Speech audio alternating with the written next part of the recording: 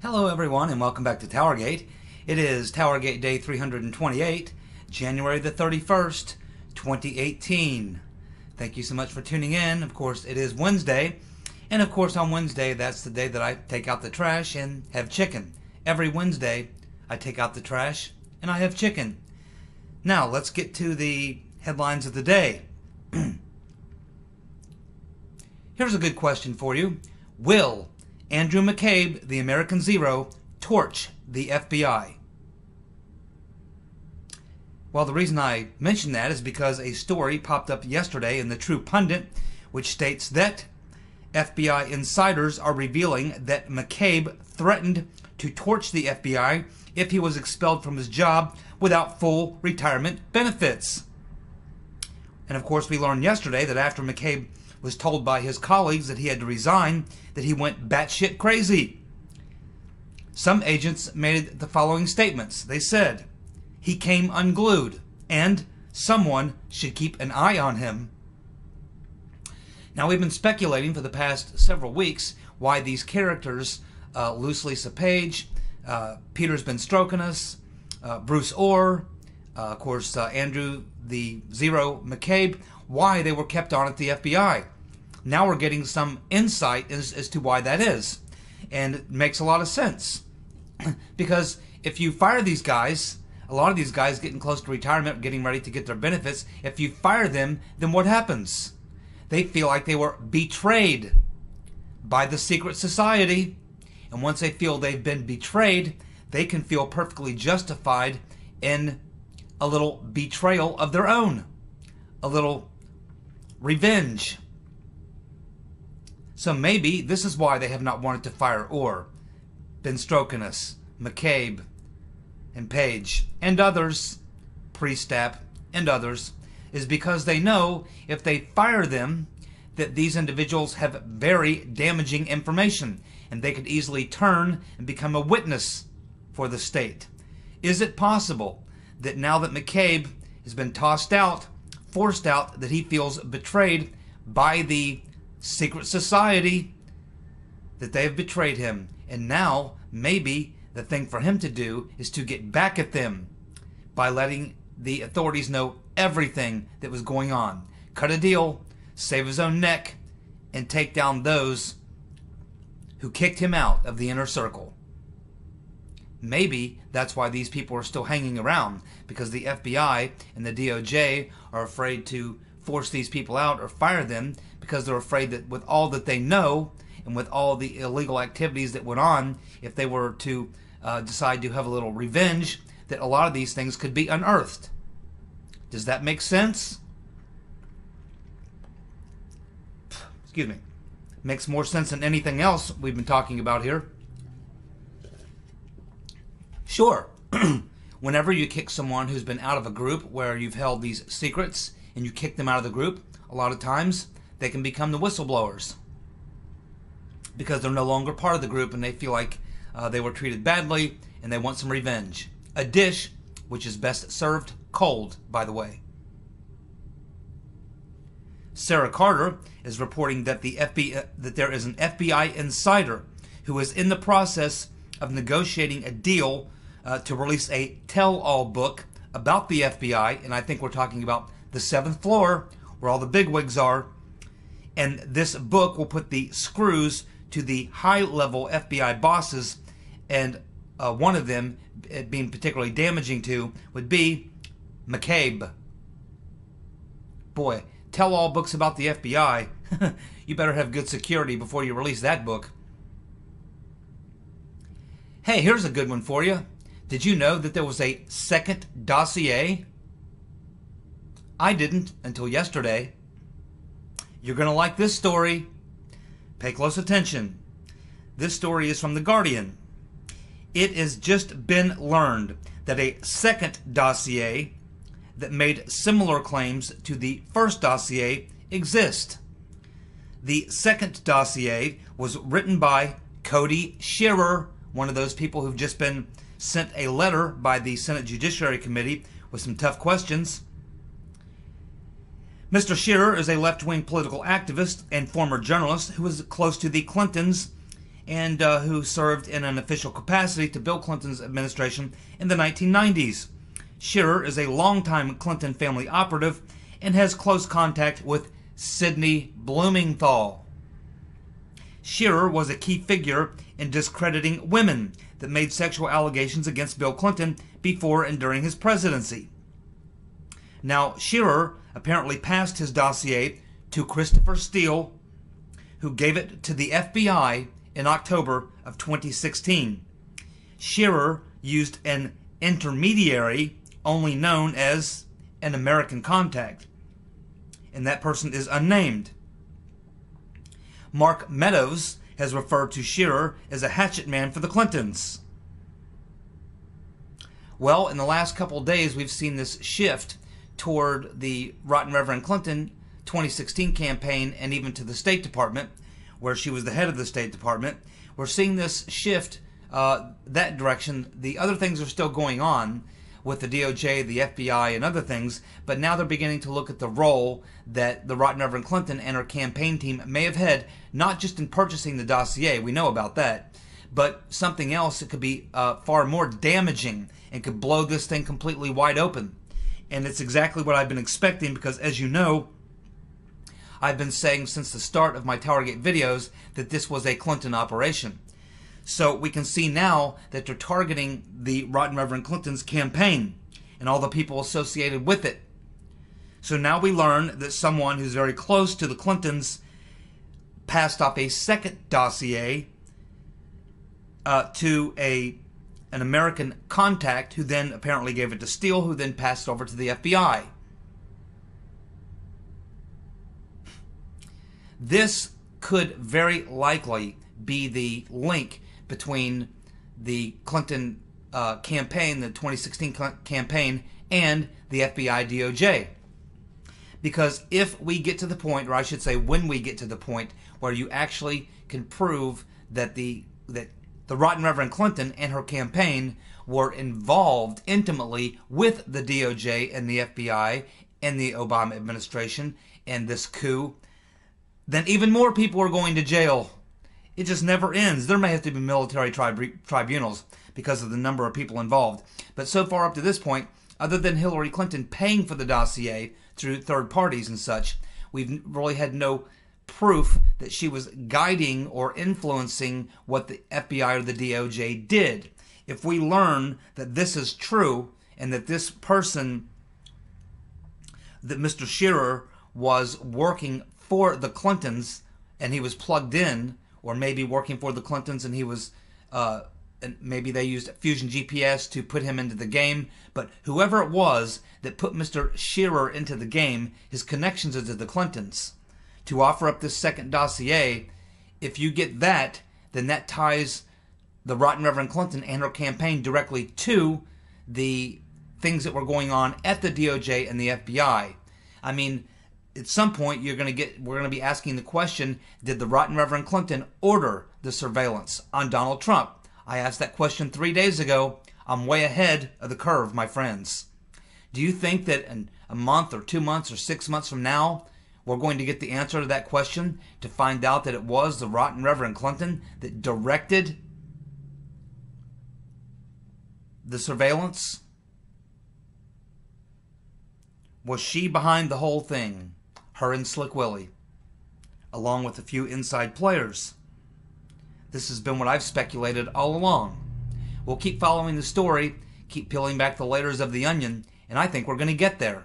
Because Mr. Shearer is connected to Mr. Blumenthal, is connected very closely to Hillary Clinton. And what's he doing getting mixed up with Christopher Steele? How does that happen? Did he know that Christopher Steele was doing this op research for Fusion GPS, who was doing it for the Clinton campaign? How did Mr. Shearer get into this mix? Who brought him in? That's the question a lot of people are going to be asking, and he's one of these people who received the letter. We're going to be learning more and hearing more from Mr. Shearer.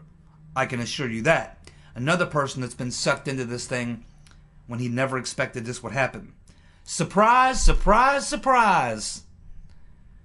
Everyone's involved. And how about Comey's cryptic tweet after the firing of McCabe? After McCabe was fired, Comey tweeted out the following. Special Agent McCabe stood tall after the last 8 months when small people were trying to tear down an institution we all depend on. He served with distinction for 2 decades. I wish Andy well. I also wish continued strength for the rest of the FBI.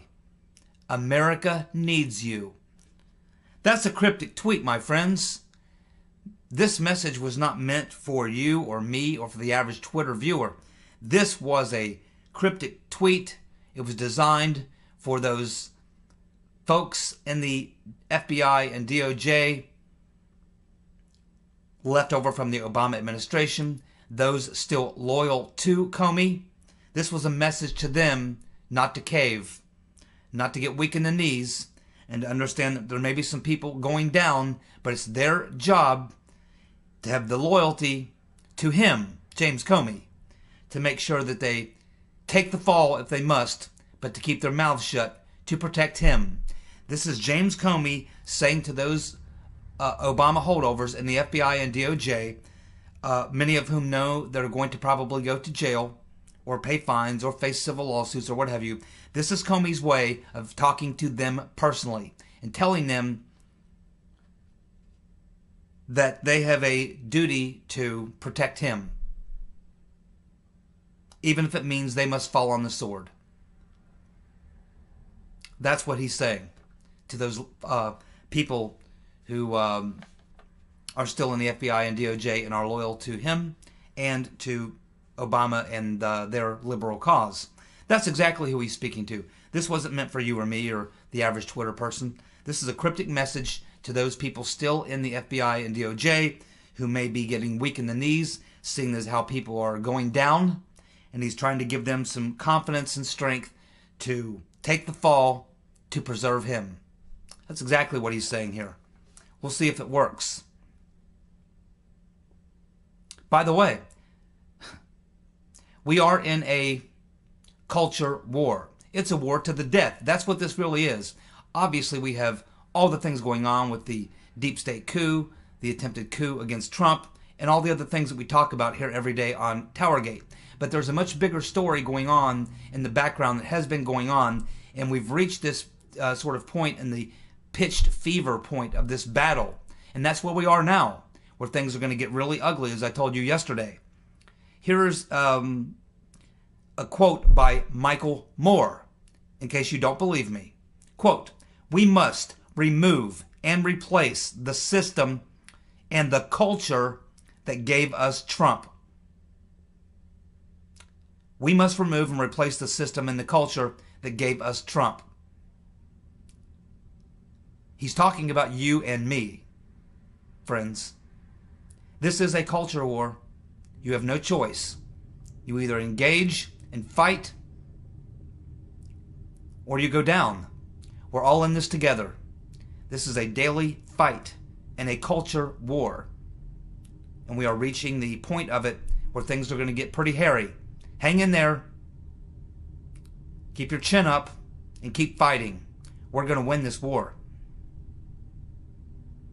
Did any of you see the incredibly unhinged Madam Botox, that's Nancy Pelosi, did any of you see that unhinged interview she did on CNN with Mr. Cuomo?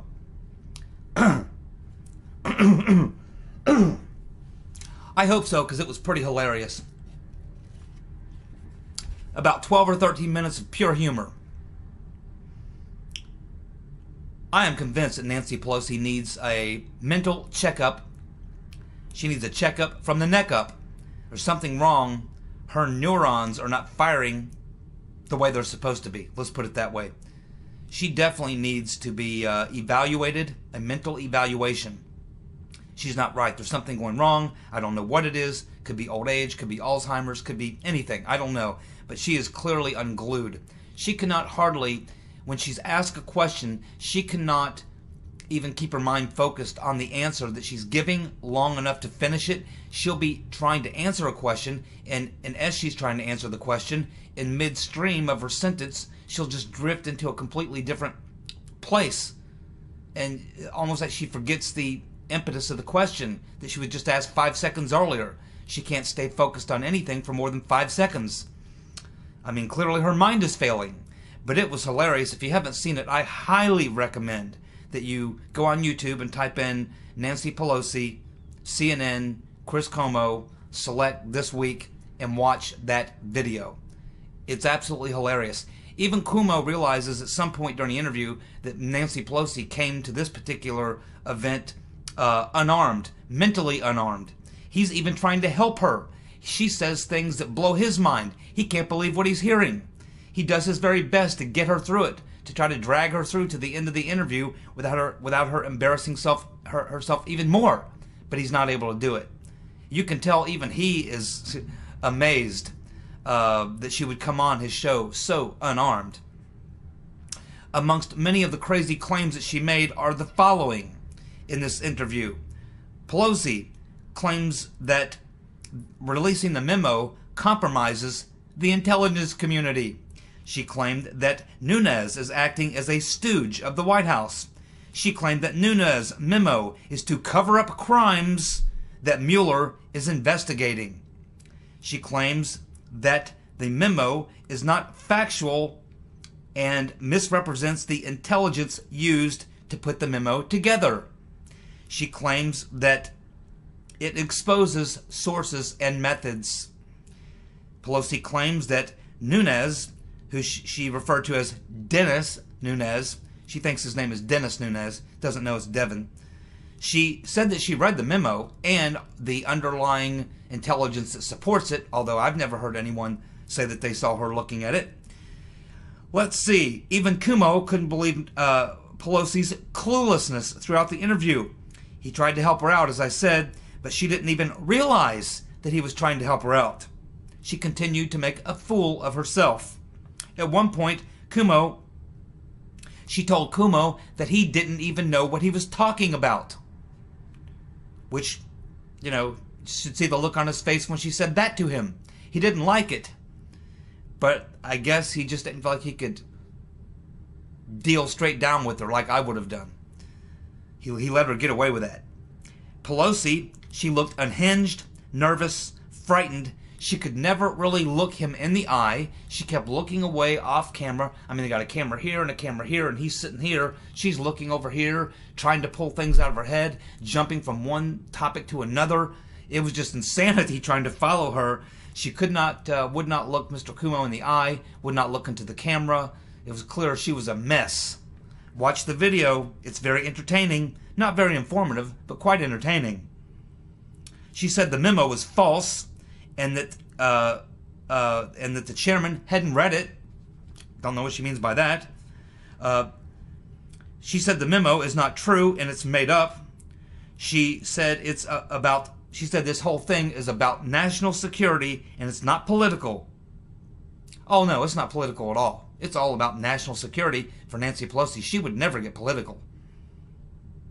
Of course, she was worried about national security, but during the investigation into Hillary Clinton's private email server, unencrypted, unsecured for several months, right after she set it up, probably hacked by everybody, and we also know that the Rotten Reverend and her team were using their Blackberries and their phones, unsecured phones, in areas where they were told specifically not to do so. None of these things about national security bothered Nancy Pelosi then, did they? Did you recall Nancy Pelosi being upset about the Rotten Reverend Clinton having a unsecure, unencrypted server where she had classified government information, including 22 SAP programs? Do you remember Pelosi being upset about that? No, you don't. Do you remember Pelosi being upset that the Rotten Reverend Clinton specifically told her team, yeah, go ahead and use those phones and Blackberries, even though the intelligence community told us we could not do it? Go ahead and do it anyway. Fuck them. That's what she said. That's what she said. Did Pelosi get upset about that? Nope. She also went on to complain about Trump's economics. She said that 86 million people will pay higher taxes. 86 million people will pay higher taxes because of the tax cut. 86 million people. That's about almost 50%, maybe a little more than 50% of people who actually pay taxes. So that number doesn't work.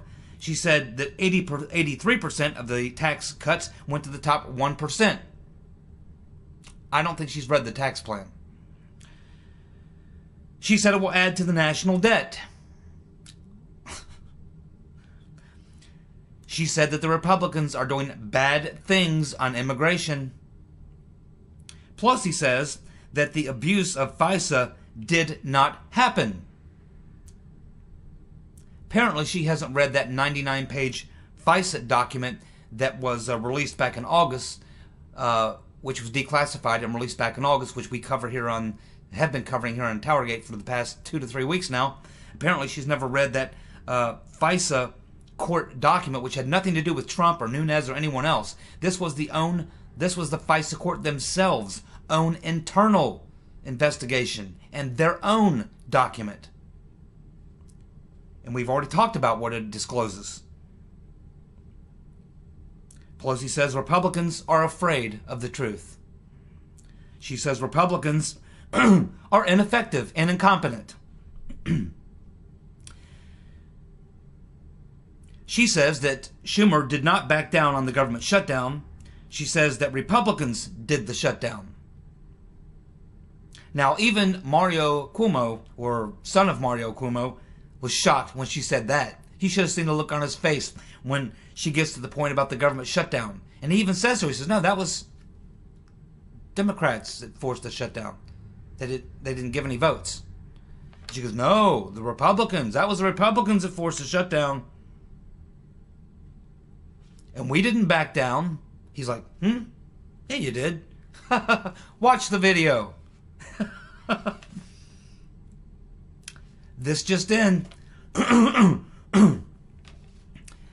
This wasn't noticed yesterday because Andrew, the Super Zero McCabe, resigned, and we got the President's State of the Union coming up and all that sort of stuff. So this didn't get much play. But yesterday, the CEO of the Democratic National Committee was forced out also.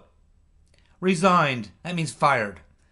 Jess O'Connell was forced to step down as the CEO of the Democratic National Committee, primarily because she has not been able to raise money. Got to be able to raise money to be the CEO of the DNC, and she's fallen way short of their fundraising totals.